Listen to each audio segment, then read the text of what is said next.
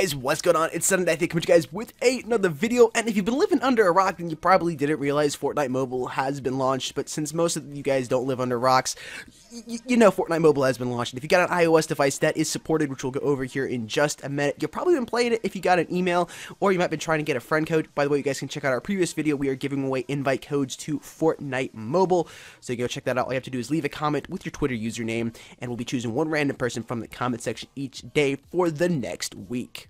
Anyways, with all that being said, we're going to speculate here on what Android devices will be supported in Fortnite Mobile. Again, this is all speculation, but using some common sense, and based on what iOS devices are supported, we're going to try to figure out what Android devices are supported. Now, before we get into that, I want to talk about the iOS devices supported really quick here, just for any of you that still might be confused on what iOS devices are supported. But anyways, the iOS devices that are supported, compatible iOS devices, will be the iPhone SE, the iPhone 6S and 6S Plus, the iPhone 7 and 7 Plus, the iPhone 8 and 8 Plus, the iPhone 10, the iPad Mini 4, the iPad Air 2, the iPad 2017, which has the A9 chip in it. It's the iPad Air one body with the A9 chip in it, and then the iPad Pro are the iOS devices officially supported by Epic Games. If your iOS device was not listed, that means it's not supported. So the iPad Mini 3 is not supported. The iPad Mini 2 is not supported. Your iPhone 6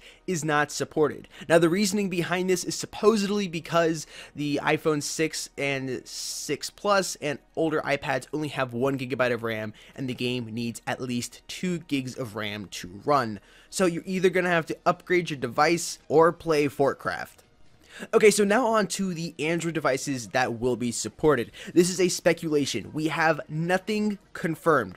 We are just going to use some common sense, some logic, and try to figure out what devices will be supported to be able to play Fortnite Mobile. Okay, so if you're using an Android device, listen to this information very, very carefully. Again, nothing is confirmed, we're speculating. Okay, so the oldest iPhone that is supported is the iPhone 6S. So we can kind of base that on flagship Android devices that were released after or very close to the iPhone 6S. So if you have a flagship Android device, so say the Galaxy S series, the Galaxy Note series, an LG G series, an LG V series, an high-end HTC device from the last couple of years that are either running the Snapdragon 820, 821, 835, and 845, those devices probably will be supported. All of those devices have at least 2 GB of RAM. Most devices are going to have at least 3 on the Android side. Note 8's got 6 GB of RAM. OnePlus 5T goes anywhere from 6 to 8 GB of RAM. The older Galaxy S7 models have 4 GB of RAM. So on the RAM side, they should be fine, and the Snapdragon processor should be powerful enough to handle Fortnite. And the equivalent Exynos processors or Kirin processors or MediaTek processors will be supported as well. Now, what I mean by equivalent is I would mean those devices, every device does not use a Qualcomm Snapdragon. Android device that is released does not use a Qualcomm Snapdragon SoC. Some of them use Exynos, which is Samsung's in-house processor, and they're used in Samsung phones internationally. The only places that the Qualcomm chip will be used is inside of China and the United States of America. So if you're using a Samsung device, say in London or Germany, France, South Africa, you're going to have an Exynos SoC in there, which is built by Samsung.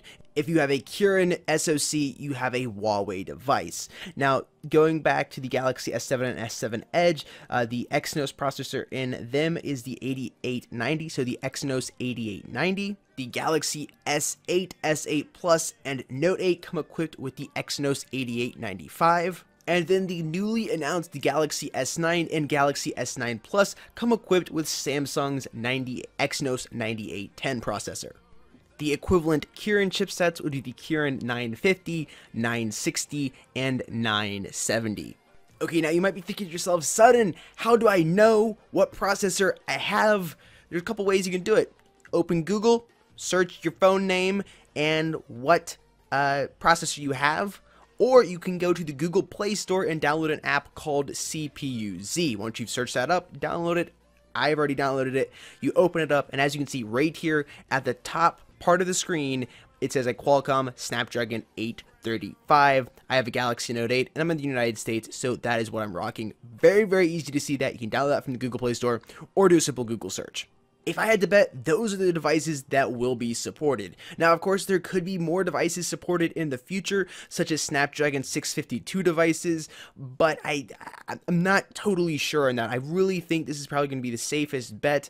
The farthest we're going to be able to go back is going to be the Snapdragon 820, so that's back 2016 devices. The Snapdragon 835 would be 2017, and then the Snapdragon 845 here at the beginning of 2018, and of course, the equivalent Exynos or Kirin processors. Alright guys, that's all we got for you today. Hope that you did enjoy the video. With all that being said, this is Sudden Death here, signing out, and I'll see you guys somewhere soon on the internet.